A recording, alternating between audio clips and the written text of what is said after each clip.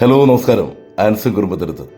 ഒരു കാര്യം ഉറച്ച് വിശ്വസിക്കണം, പുതുവർഷം നല്ലത് മാത്രമേ നമുക്ക് സമ്മാനിക്കുകയുള്ളൂ എന്നുള്ളത്. അതിനു വേണ്ടിയിട്ട് 5 കാര്യങ്ങളെങ്കിലും നമ്മുടെ ജീവിതത്തോട് ചേർത്ത് വയ്ക്കാം. ഏറ്റവും പ്രധാനപ്പെട്ട ഒരു കാര്യം, ഇന്നിനെ തളർത്തുന്ന ഇന്നലകളിലെ ഓർമ്മകളെ ഈ വർഷം ഞാൻ കൂടെ കൂട്ടില്ല, അതിനെ പാടെ ഒഴിവാക്കും, മറക്കും. രണ്ടാമത്തെ കാര്യം, നാളെയാകാം എന്ന് കരുതി മാറ്റിവെച്ച് പോകുന്ന ചില കാര്യങ്ങളൊക്കെയുണ്ട്. അവയെ പുതുവർഷത്തിലെ ആദ്യത്തെ മാസത്തിൽ തന്നെ ഞാൻ ചെയ്തു തീർക്കും, അല്ലെങ്കിൽ അവ നടപ്പിലാക്കും.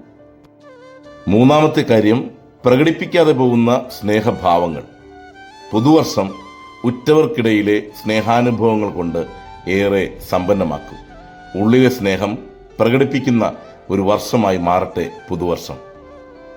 നാലാമത്തെ തീരുമാനമായി നാം എടുക്കേണ്ടത്, ഇതുവരെയുള്ള നല്ല ശീലങ്ങളൊക്കെ നിലനിർത്തുകയും പുതുവർഷത്തിൽ ഏതെങ്കിലും 2 പുതിയ നല്ല ശീലങ്ങൾ കൂടി ജീവിതത്തോട് ചേർത്ത് വയ്ക്കുകയും ചെയ്യും.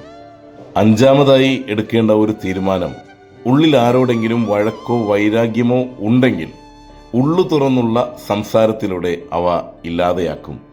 ഉള്ളു തുറന്നുള്ള സംസാരം ഉള്ളറിഞ്ഞുള്ള സ്നേഹത്തിന് വഴിമാറട്ടെ. പുതുവർഷം അത്തരത്തിൽ ആരോടും എനിക്ക് പിണക്കമില്ലാതെ വഴക്കില്ലാതെയാണ് ഞാൻ തുടങ്ങുന്നത് എന്നുള്ള ഒരു നന്മയുടെ ചിന്തയിലേക്ക് നയിക്കട്ടെ. മേൽപ്പറഞ്ഞ 5 കാര്യങ്ങൾ പുതുവർഷത്തിൽ ജീവിതത്തോട് ചേർത്ത് വയ്ക്കുവാൻ നമുക്ക് സാധിക്കട്ടെ. 2026 നല്ലൊരു വർഷമാകട്ടെ. ആരോഗ്യവും ശാരീരികവും മാനസികവുമായ ആരോഗ്യവും സമ്പത്തും ഐശ്വര്യവും സ്വപ്ന സാക്ഷാത്കാര നിമിഷങ്ങളും എല്ലാം തേടിയെത്തുന്ന ഒരു നന്മയുള്ള വർഷമായി മാറട്ടെ. എൻ്റെ എല്ലാ പ്രിയപ്പെട്ട ചങ്ങാതിമാർക്കും പുതുവർഷത്തിൻ്റെ എല്ലാവിധ ആശംസകളും ഒരുപാട് സ്നേഹത്തോടെ നേരുന്നു. Happy new year.